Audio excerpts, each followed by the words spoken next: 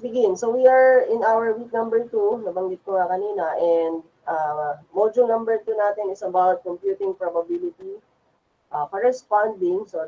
nagkabaliktad yung S saka E, corresponding to a given random variable. So, anong dapat i-expect sa module number 2? Kung ano yung mga napag-aralan natin ng module number 1 is, i-continue lang natin, or we are going to apply whatever we learned in module number 1. Okay?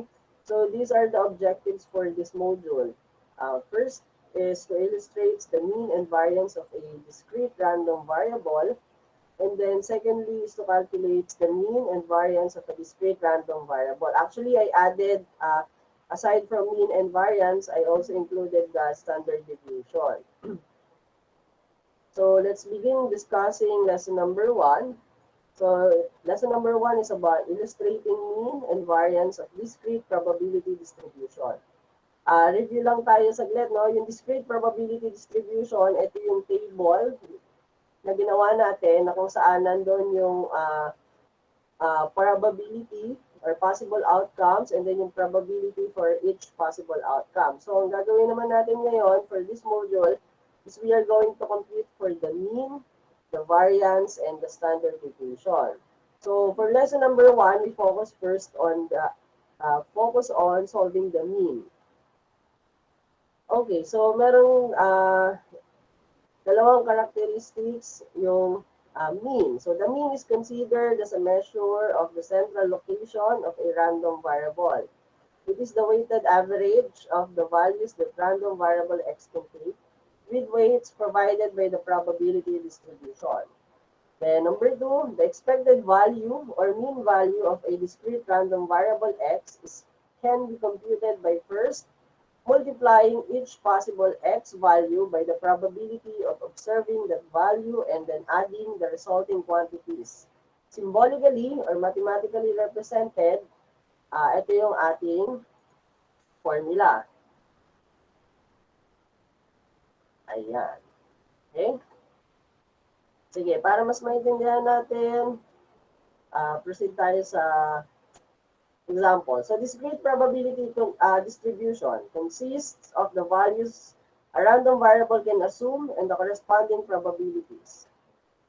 Example, if 2 coins are tossed, the possible outcomes are head, head, head, tails, tail and head, and tails and tails. So if x is the random variable for the number of head, so ito yung possible outcomes. Again, ito ulit yung table, no, na diniscuss natin last week. So the first column is yung possible outcomes. The second column is the value of the random variable x, which is the number of heads. And then, ayan. Wait lang. Ayan. So this is the table, the discrete probability distribution table. The number of heads is 0, 1, and 2. And then the probability is 1/4 of getting no heads and 1/2 for getting 1 head for every possible outcome. And then 1/4 for every 2 heads for every possible outcome. So when we are going to solve for the mean of the discrete probability distribution, ito yung ating symbol, no? This is the symbol for mean. So that is equal to the number of heads, 0, times the probability, which is 1/4. Ayan. And then 1, again, plus 1, the number of heads, times the probability 1/2, plus 2, yung 2, ito yun ha, yung number of heads, times 1/4, which is the probability. Now, pag sinolve natin yan, our final answer will be equivalent to 1. Kasi 0 times 1/4, that's 0. Then 1 times 1/2 is 1/2. Plus 2 times 1/4, that is equivalent to 2/4, or 1/2. 1/2 plus 1/2 is equivalent to 2/2. 2/2 is equivalent to 1. Okay? Next. Example number 1. What is the mean outcome for rolling a single die? So our sample space is equal to 1, 2, 3, 4, and 5, and 6. And then this is the probability distribution. Okay. So, ulitin ko ha, this is the probability distribution table. So, outcome natin, 1, 2, 3, 4, 5, 6. The probability of each outcome to happen is 1 over 6. Now, to solve for the mean, ang kailangan natin ay yung possible outcome, which is 1. Mumultiply natin sa probability, which is equal to 1/6. And then, i-add natin sa susunod na outcome, which is 2, times the probability ulit, 1 over 6, plus 3, times 1 over 6, plus 4, times the quantity 1 over 6, plus 5, times the quantity 1 over 6, plus 6, times the quantity 1 over 6. And then, simplify natin, evaluate natin, 1 times 1 over 6, that is 1 over 6. Wala na itong 1. Plus 2 over 6, 3 over 6, 4 over 6, 5 over 6, and 6 over 6. I-add lang natin siya lahat. That is equivalent to 21 over 6 or 3.5. So the answer here, the average number of spots that would appear is 3.5. Nakukuha po ba? Opo, sir. Opo, sir. Sige. So let's proceed. Example number 2. Suppose 3 coins are tossed. Let y be the random variable representing the number of tails. Find the mean of the probability distribution. Okay, so this is now the probability distribution. Ayan. Ito muna pala yung sample space. So our sample space, if 3 coins are tossed, ito, nasa taas. Okay? And then we are going to represent that using the probability distribution table. So number of tails, which is denoted by the variable y. So 0, 1, 2, and 3. And then the probability for each event to happen is 1 over 8 for 0 tails. Excuse. Then 3 over 8 having 1 tail. 2 for 3 over 8, and 3 is 1 over 8. And then, ulitin ko, para makuha yung mean, kailangan lang natin i-multiply yung number of tails sa probability for each outcome. So, 0 times 1 over 8, then plus 1 times the quantity 3 over 8, 1 plus 2 times the quantity 3 over 8, plus 3 times the quantity 1 over 8.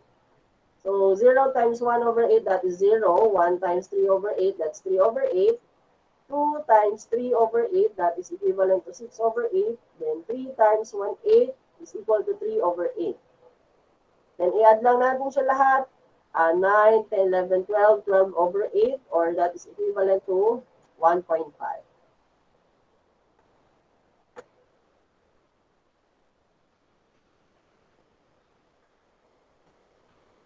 Okay, next example. The probability that a customer will buy 1, 2, 3, 4, or 5 items in a grocery store are 3 over 10, 1 over 10, 1 over 10, 2 over 10, and 3 over 10 respectively. What is the average number of items that a customer will buy? Okay, so this is now the probability distribution table. So the number of tails, sorry, it's not the number of tails, no? It should be the number of grocery, okay? So that is equivalent to 1, 2, 3, 4, and 5. And then according to the problem, the probability of buying one item in a grocery store is equivalent to 3 over 10. 2 items is equivalent to 1 over 10. 3 items is equivalent to 1 over 10. 4 items is equivalent to 2 over 10. And 5 items is equivalent to 3 over 10. Now, again, to solve for the mean, get the number of items in a grocery store. So that's 1 times the probability, which is equivalent to 3 over 10. plus 2 times the quantity 1 over 10 plus 3 times the quantity 1 over 10 plus 4 times the quantity 2 over 10 plus 5 times the quantity 3 over 10. Okay, so evaluate everything. 1 times 3 over 10, that's 3 over 10. 2 over 10, 3 over 10.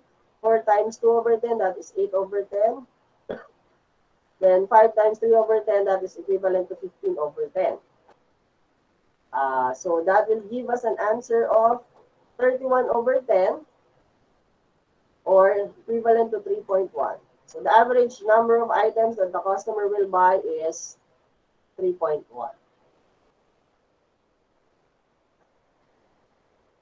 So let's proceed to example number 4. So Ace is paid 20 pesos whenever the results of tossing 2 coins are both heads, but pays 10 pesos whenever the results are not both heads. What is the expected gain per toss? Okay. So the sample space for tossing 2 coins are sample space, heads, heads, heads, tails, tails and heads, and tails, tails. Now, what is the probability na ang lalabas daw ay both heads? So that is 1/4. Kasi isa lang naman yon, di ba? Ito lang. Sige, underline natin. So, ito lang yon. So, di ba? Possible outcome all over the sample space. So that is 1/4.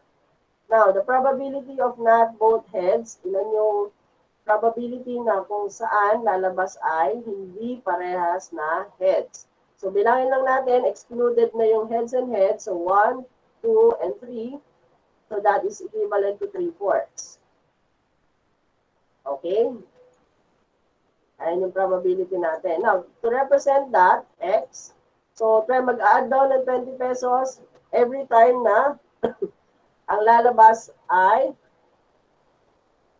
Ace is paid. So, si Ace daw ay babayaran ng 20 pesos whenever the results of tossing 2 coins are both heads. Okay? And then, babawasan naman siya ng 10 piso kapag ang lalabas ay hindi parehas na heads. Okay? So, the probability of that event, both heads to happen is 1/4. And for not both heads, that is equivalent to 3/4. Now, if we are going to solve for the mean of this problem, ayan, pakita muna natin. So, mean is equal to 20. Again, 20 times 1/4, which is the probability, plus less 10 pesos. Pag sinabi natin less 10 pesos, babawasan. So, meaning to say, we are going to subtract. So, kaya siya naging negative 10. Kasi we represent less as a negative number. So, negative 10 times the quantity 3/4, which is the probability. So, 20 times 1/4, that is equivalent to 5. And then, negative 10 times 3/4, that is equivalent to negative 7.50. So when we subtract 5 minus 5 minus 750, that is equivalent to negative 2 pesos and 50 centavos.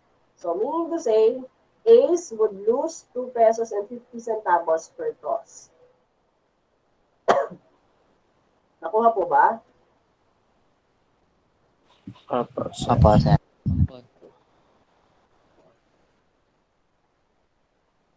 Okay, so I think this will be the last example for lesson number 1. For example number 5, your mother said if in one grading period your grade in math is 90 and above, you will add 50 pesos to your daily allowance. 20 pesos if your grade is 80 to 89, but decrease it by 10 pesos if your grade is 79 and below. If the probability to get 90 and above is 12%, while you have 45% chance to get 80 to 89, what is your expected additional allowance per quarter? Okay, so analyze natin yung problem. So sabi, bibigyan ka daw ng iyong nanay for one grading period.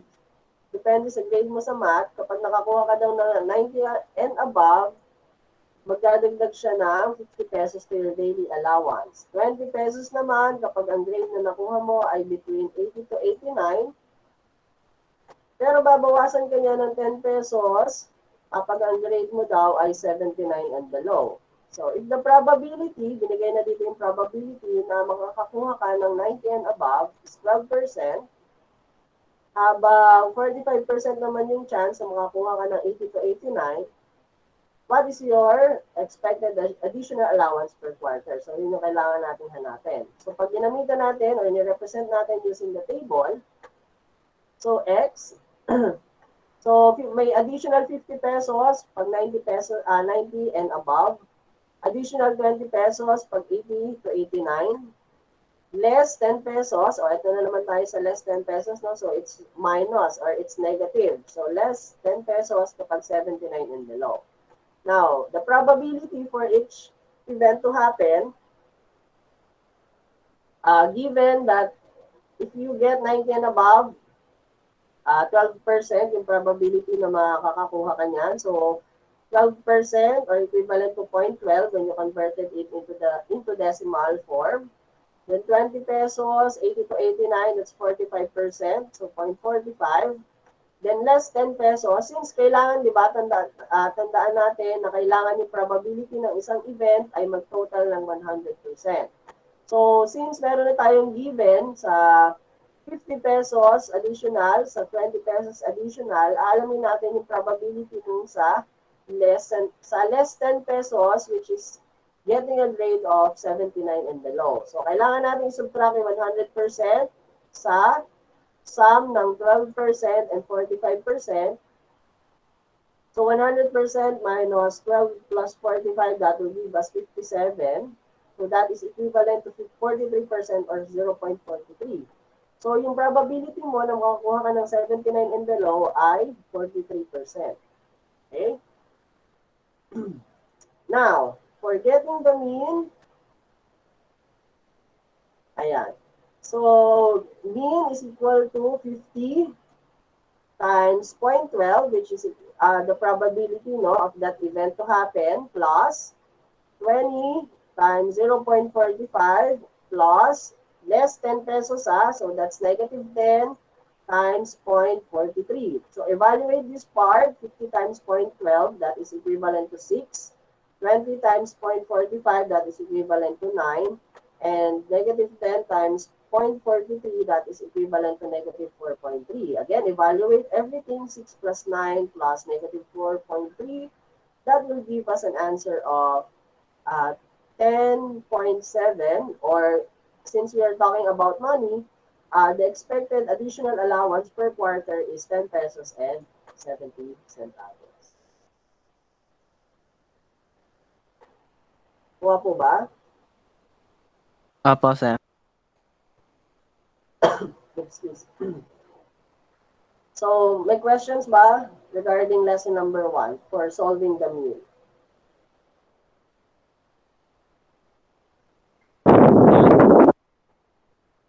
Meron bang question?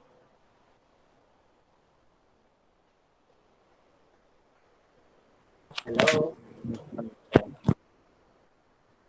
Meron? Meron, wala? Wala na po.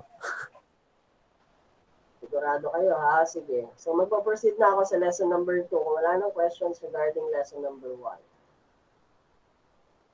Sige. So, we are done with lesson number 1. So, that is about solving for the mean of a discrete probability distribution.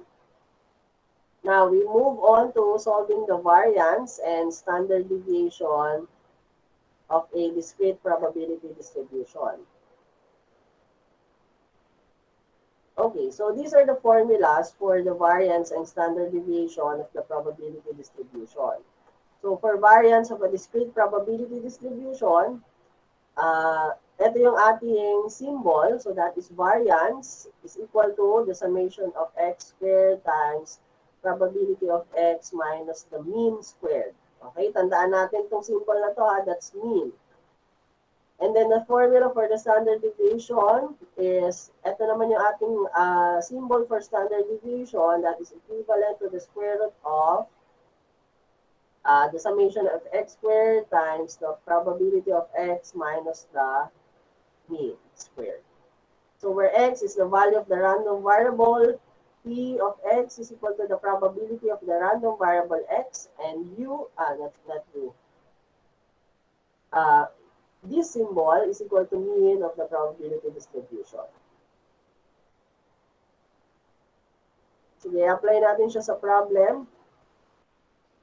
Okay, so find the variance and the standard deviation of the discrete random variable x with the following probability distribution. Okay, so our discrete random variable x are 0, 1, and 2.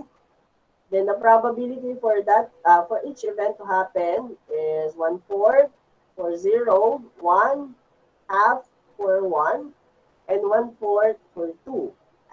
Now, kailangan natin i-apply yung lesson number 1 para maka-proceed tayo sa paghanap ng variance saka ng standard deviation. So the first step you need to do is to solve for the mean.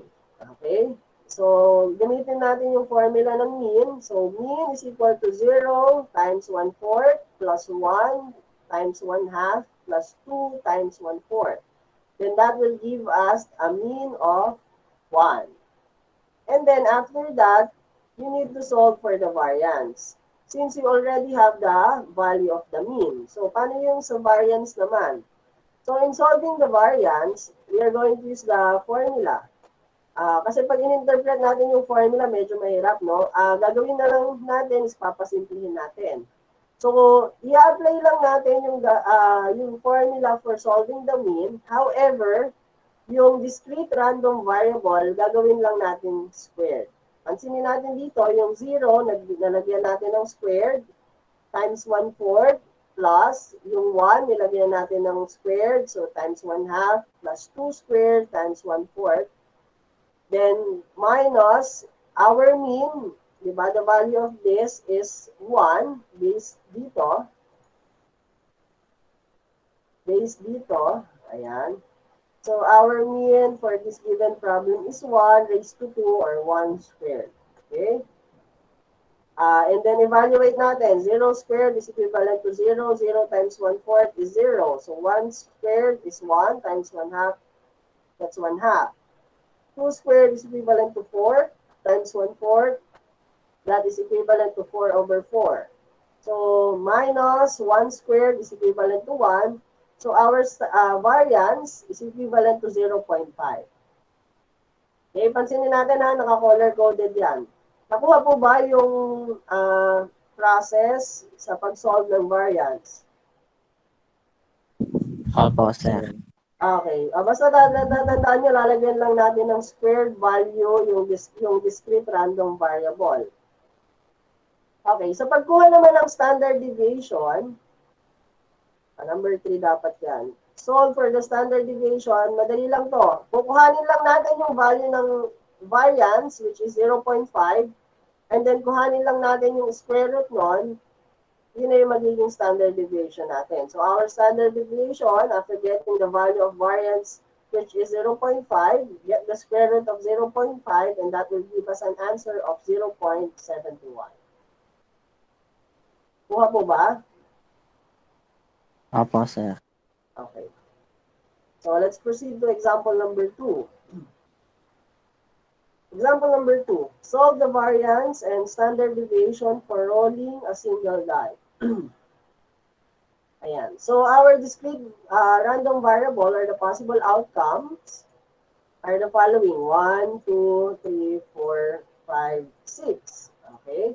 And then the probability of each event to happen is 1/6 lang para sa lahat. Kasi di ba isang beses lang naman sila pwedeng lumabas kapag nag-roll tayo ng isang die. Okay, so again, the first step is to solve for the mean. Again, to solve for the mean, 1. So the possible outcome or the discrete random variable 1 multiplied by the probability, which is 1/6. So plus 2 times 1/6, plus 3 times 1/6, plus 4 times 1/6, plus 5 times 1/6, plus 6 times 1/6. That is equivalent to 3.5. Okay, our mean for this given problem is equivalent to 3.5. After solving for the mean, we need to solve for the variance. So solving the variance, again, gamitin lang natin yung formula for the mean. However, we need to get the squared value of the discrete random variable or the possible outcomes. So that is 1 squared times 1 6 plus 2 squared times 1 6 plus 3 squared times 1 6 plus 4 squared times 1 6 plus 5 squared times 1 6 plus 6 squared times 1 6 minus our mean, which is 3.5 squared. Okay? To evaluate this nga pala, class, no, ito lang muna yung nasa bracket natin, yung una natin isi-solve, and then yung magiging answer dito, ima-minus natin yung value, yung squared value ng 3.5. Okay? So, that will give us a value of 91/6 para dito sa area na to, para dito sa part na to. Okay? And then the 3.5 squared is equivalent to 12.25. Okay? And then 12.25. And then solve natin. Subtract lang. 91/6 minus 12.25. That is equivalent to 2.92 as our variance. Now, we already have the variance. Again, para makuha yung standard deviation, kuhanin lang natin yung value ng variance, which is 2.92, then kuhanin natin yung square root. So to solve for the variance, square root of 2.92, that is equivalent to 1.71 as our standard deviation.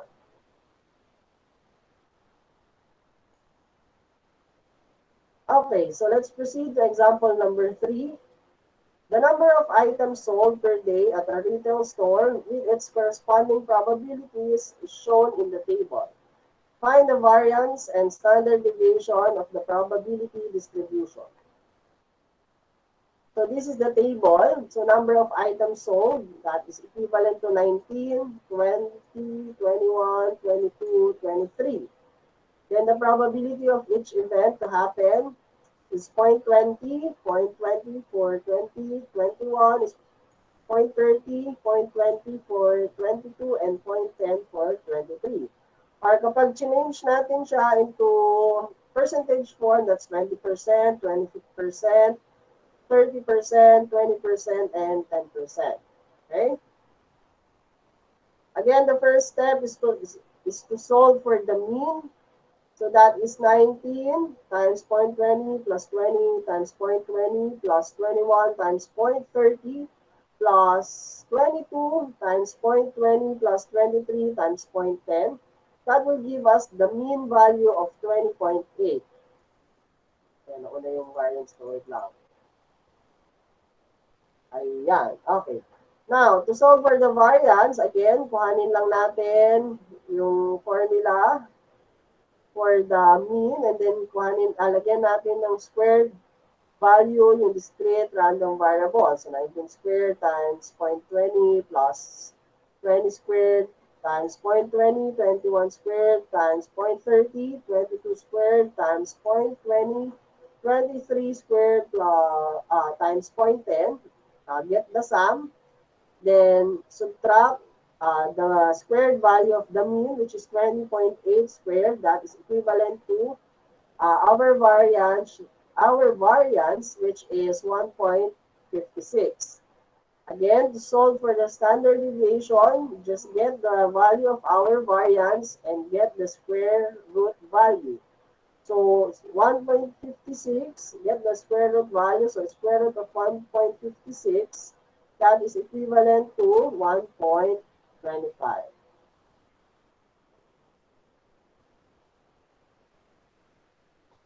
Okay, so for our last example number 4, solve the variance of the number of monthly absences of Jomar based on his previous absences as presented in the probability distribution below. Okay, so number of absences ni Jomar ay 1, 2, 3, 4. So, yung probability na umabsent si Jomar na isang beses ay 25%, dalawang beses ay 30%, tatlong beses ay 30% and apat na beses ay 15%. Okay. So again, get the mean. So mean is equal to 1 times 0.25. 0.25 to, change natin siya into decimal form. So plus 2 times the quantity 0.30 plus 3 times the quantity 0.30 plus 4 times the quantity 0.15. That will give us the mean value of 2.35. And then solve for the standard deviation. Again ha, ang hinahanap lang naman dito sa, solve for the variance. Ang hinahanap lang naman dito sa number 4 ay variance. So, you don't need to get the standard deviation later. So, getting the variance, that is 1 squared plus 0.25 plus 2 squared times 0.30 plus 3 squared times 0.30 plus 4 squared times 0.15 minus the squared value of the mean, 2.35, and that will give us a variance of 1.03.